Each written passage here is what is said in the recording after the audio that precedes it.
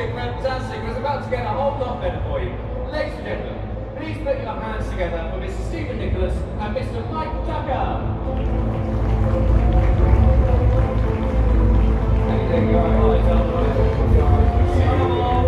Have a seat, have a seat. What an amazing weekend it's been. Great. And today's just been the best day out of all three of them. I mean, the people who've been here today are the best audience we've had. So, well done. Rightio, so I suppose we should start at the very beginning. Stephen, so something yourself. How did you get involved in Doctor Who? Well, I've been involved working with actually Thomas for many years, making feature films all over the world. And then the last he got the job at Doctor Who. I'm not certainly bringing him back. Evan Thomas got the job, so yeah, he brought his team with him, and I was part of that team, which is my first day at Doctor Who was 12th of May 2004. So yeah, it was back a long way. I like how you're so precise with the actual date. Yeah. I know. It's the day after my birthday, so it's embedded in my head. Mike, how did you get involved in Doctor Who? Well, I've been involved in the show a bit longer than Stephen, probably because I'm a little bit older than Stephen. Just a little bit, I think. So I joined the BBC Special Effects Department back in 1985. And I worked on the classic series with Colin Baker and Sylvester McCoy, as well as many other shows like Red Dwarf. And then I got involved in a new series with Stephen and the rest of the guys back in 2004, 2005. And I've been sporadically involved in the series ever since then. Brilliant. And Stephen, since working with Doctor Who, what other key productions have you worked on? Well, as we were preparing the shooting the first season of obviously listened to other ideas, so on the success of the first series, they thought they'd do a spin-off, and they dropped a little script on our desk at the end of series 1 and said, we'd like you to do this, which was Torchwood. Does everybody else know what Torchwood is? Are you fans of Torchwood? We've got a couple of fans in today. So yeah, that was one of the series that we designed straight after during the series 2 of Doctor Who. And then obviously Sailor Jane Adventures came after that. So I think it's important for Russell and Julie to have, and the ideas behind it was that Shirley and Russell would have the same design team that brought Doctor Who back to keep continuity between the three series. So I think that was an important factor. And Mike, obviously you were saying that you worked on the original series back in the 80s. What have you noticed has changed the most since working the original and current? The main change is that the production has modelled itself much more along the lines of feature films. So when I was working on the show in the 80s, each department within the BBC had its own designer. So there was a costume designer, a makeup designer, a special effects designer, a set designer. And it was the job of the director and the producer to sort of try and bring all those disparate design ideas together. Since the show has come back, there has been an overall production designer who is in charge of making sure that the look of the show is consistent. And as you can imagine, anyone who's working on Doctor Who wants to bring some of their design ideas to it. It's a fantastic show to get involved in. But all those different design ideas all need to be focused in one direction, otherwise it can go in wildly different directions. So that's the job of the production team. And then to give people an idea about some of the fantastic designs that you do leads us beautifully onto this book, which I happen to have on my lap. So here we have Impossible Worlds. There we go.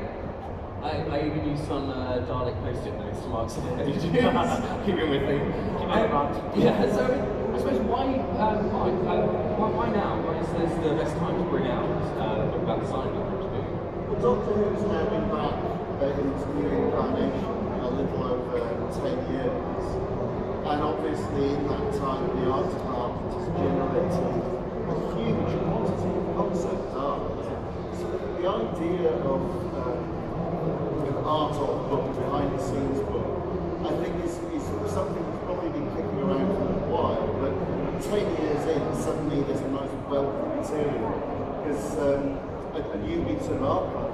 Yeah, absolutely, yeah. You know, it's straight after the 50th anniversary, which is ideal, really. And yeah, so like when you say that, so we've got hard drive after hard drive now, because obviously all this, mostly now these days, is all digital format. The way we create this concept art these days is mostly on computer. So it starts with a sketch and then it works up into a more locked drawing, as we call it, from a Photoshop finish to a Maya, which is a 3D model. So everything is digital. So we can archive it easier and then pull it where we need it. I mean, as you were saying, there's a wealth of material that you've got from not just 2005 onwards, but also going all the way back to 1963. So it's literally 50 years. Why was it important to include original concept drawings from the 60s from the original series as well as what we've got now? Well, I think if you're talking about the design of Doctor Who, show that's got such a long history and that has drawn on that long history, not just things like Daleks and TARDIS, but Cybermen, Sontarans, Silurians, these have all existed in the show before 2005. Yeah. So if you're going to do a book that talks about how the design of Doctor Who is done, you have to acknowledge where those designs came from. Absolutely. And the show hasn't shied away from plundering the back catalogue. Yeah. So you can talk about what we did to make the Daleks and the Cybermen look modern and be organised, but you are acknowledging the fact that these things had designs that run right the way back to the very first year of the show, as we said, season 3. I mean, these images of Cybermen, I think, are just fantastic. Yeah, we've got, it's Cybermen is one of the good things. I've done it up my and showed up the thing on screen. There's a lot of departments involved in the design process of any individual piece you see on the table for this and in the book. And this book is to showcase basically that process, how it all works. And we've got, for instance, Cyberman and those sketches. We've got millennium effects who actually create the monster. We've got digital effects. We've got the art department, storyboard artists, and concept artists of the art department. And then you've got the director and the producers' thoughts on it as well. So when you collate all of those individual designs, there's a lot of content, and there's a lot of different creative minds coming up with different pieces of art and how they think the assignment should look. So that starts really, and we wanted to show that within the book.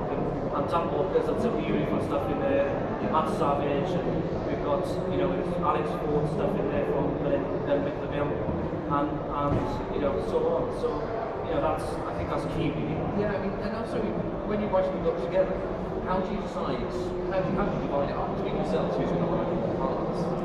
Well, Stephen had got a very intrinsic knowledge of each individual bit of artwork because he's obviously in the art department and seeing stuff come through. So it made sense for Stephen to sort of annotate the art itself, whereas I have a knowledge of the show prior to 2005 because I've worked on it and also being a fan of it. So I'm sort of in some ways giving a sort of historical context to the artwork, and then Stephen takes that forward into how that artwork has come into being.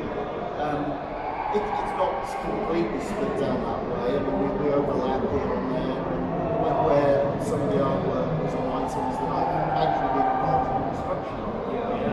I'm able to bring a little bit of input in there. So it was a nice collaborative two-way thing. Yeah. And Stephen, what we've spoken about Daleks and Cybermen, was there anything else in the original that must be in this book? Well, I think there's the Doctor Who one, and there are constants within Doctor Who throughout. You've always got a TARDIS interior, you've always got a TARDIS box, Sonic Screwdriver is a key, and then we've got the monsters, Cybermen, Daleks. So I think those were the specifics that we really have to get into and concentrate within the book. So as I said, use of the screwdriver here. We've got some Sonics there now, so it's I was talking about earlier the process that happens when you design items to the Sonic. There's lovely images on the left hand side, original sketches from Dan Walker, and we worked up into a finished concept in Photoshop, and then he could then model it in 3D in a Maya package to come up with the actual 3D of it and the scale of how it all works. So we've got the, and then we could do big as well. yeah, so we've got the 12 Doctors Sonic here. Yeah. We've got a version of it inside that box there as well. So I mean, afterwards, come up and have a look at it. And it's so interesting to sort of see that design and see it on paper, but then to actually have the physical thing to hold in your hand. Absolutely. Is something really special. Yeah, so this was created for Matt Smith, and then obviously moved on to Peter. So yeah, this is the actual Sonic. So anybody wants a photo with a Sonic, then it's here. We're keeping a close eye on it as well. And Stephen, also, I sort of want to mention that when you started on the first episode of Rose in 2005, you were given the task of designing and coming up with the iconic image of the police telephone box, TARDIS. And obviously this has been such an iconic image of the show since its very inception. Absolutely. How does that feel for you? You know, it's incredible. You know, back then, we had no idea that it's going to be the global success it is today. So, you know, it was just for us another prop that we had to design. Okay, it's a little bit of a historic one. We never knew that it was going to go as big as it's got today, and fantastic it is. So yeah, we went through a massive amount of research of how the boxes looked like, the first box, the actual last box we saw on our screens, and then we came up with a reel then, because we needed the show to look real, we needed the show to look at good scale. We took into account the lenses that we use these days compared to how it was back then, and so we had to get the finishes correct, and then so we went through all that process, and then I had to then come up with the construction drawings to get it made, which is in the book. Absolutely fantastic. And then also with yourself, Mike, when you came back in 2005, you were asked to come up with the new look for the Daleks. So how do you create the new Dalek, but also kind of keeping a little bit true and keeping it similar to the original Daleks, which some of the actors came up with? Yeah, well, as I said, we were given the artwork from the art department and what they wanted to finish of the new Daleks to look like. And my job was to translate that into 3 dimensions and make it fully working prop. And Russell T. Davis had said there's no point in bringing the Daleks back if they're not going to look like Daleks. So what we did is that we took the art department's finishes, but went back to the original 1963 design. And the silhouette was the most important thing. We realised that what you wanted is when a Dalek appeared, you wanted the public immediately to look at it and go, it's a Dalek. So getting that silhouette right was absolutely key to the design of the new ones. And once that was correct, then we could get all the new finishes and colour schemes and weathering that the art department wanted to bring them up to date applied on top of that. So it was a lovely, nice, iconic thing to do because it's a completely new look for them, but it harks back to their original appearance. And then just to step on to that again, doing the design process of that, creating the first Dalek back on the screens in a long time, we took into consideration that obviously Billy Piper was cast as Rose Tyler, and there was a scene in that episode 6 of series 1, Dalek, where they got eye to eye, and it was one of those key elements that was in the design is to get that eye stalk at the same level as Rose Tyler's eye, because we didn't want the Dalek to look up at her, and we also didn't want to look down at her. We wanted them to be equal. It's obviously the story. We wanted that to be equal, so that was Tim took into account as well, which Mike then took on and made that happen. And the interesting thing is when we were filming, we filmed the Millennium Stadium in Chicago, and it's got a very rough concrete floor. Yeah. And as we were pushing the Dalek along it wobbled horribly. So what we did is we laid down the camera track, and we lifted the Dalek up onto a trolley on the camera track. And of course, this made the Dalek about 6 to 8 inches taller than it had originally been. But Billy was meant to be walking alongside it. So she went, hang on, I can solve this. And she ran back to the dressing room and came back out with a set of 6-inch heels. And then she totters along on those, but it got her up to the right Sherlock Heights. So that particular scene, Billy's walking next to the Daleks. Brilliant. Love that story. And obviously there's some fantastic images in here, and there's a lot of great concept science. Yeah. Did you get everything in there that you wanted, or is there certain things that's missing which you really want to get to another book maybe?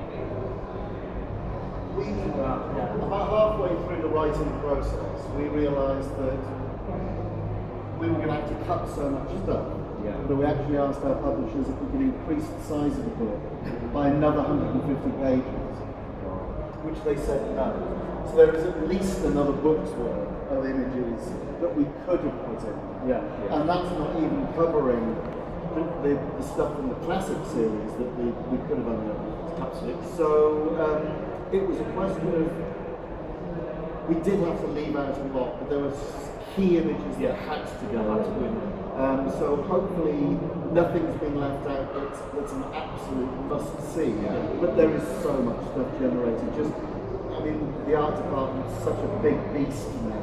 Yeah, and you know, it's since we've started this, there's an archive started now of Series 9 as well. Yes, exactly. So you know, there's a plethora of images there that we could input into as well. So it just it's like Doctor Who. It's like no other. It never stops. It carries on and on and on, and the designs are exactly the same. That's the thing about the show. It just keeps on going. I could sit here and talk to you for hours about this, but I'm pretty sure there are some people out there who've got some questions they'd like to ask you. If anyone's got a question they'd like to ask, raise your hands. Might kind of come over with a microphone for you. We've got a question right over here in the front, the very corner. So we've got a long way to run now. It's right down there. Hi, I'm Claire. Who designed these Sonic specs? Sonic specs. Well, that was down to Ray Holman, our costume designer, because it's part of a costume. There's different departments in when you shoot. There's a costume department, prop department. There's all sorts of departments that take care of everything. And sometimes there's a little argument where, oh no, that's not me, that's you. You paying for that, or am I paying for that?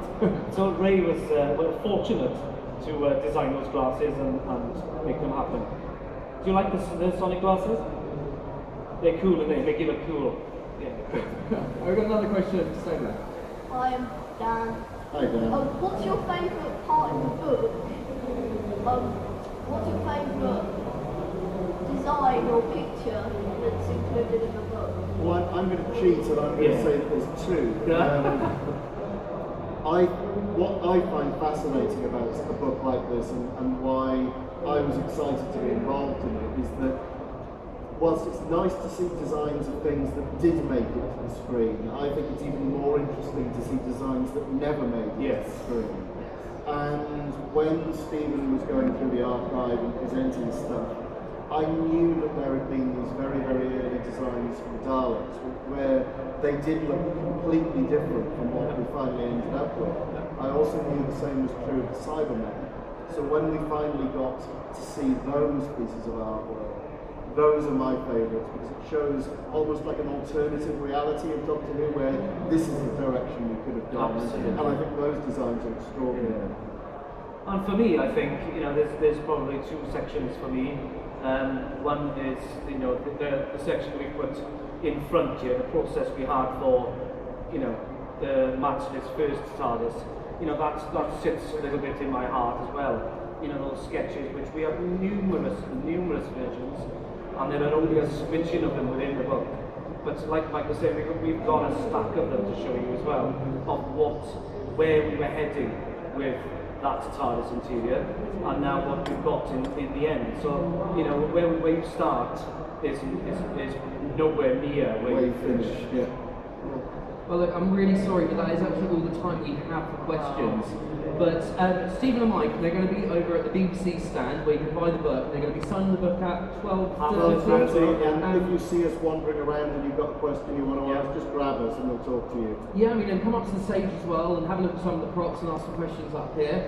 But for now, ladies and gentlemen, please put your hands together for Mr. Stephen Nicholas and for Mr. Mike Tucker. Thank you. Hope you enjoyed. We're going to be back at stage at 20 past 12 for TT Games and talking with Mark about LEGO Dimensions. So until then, see you later. Thank you.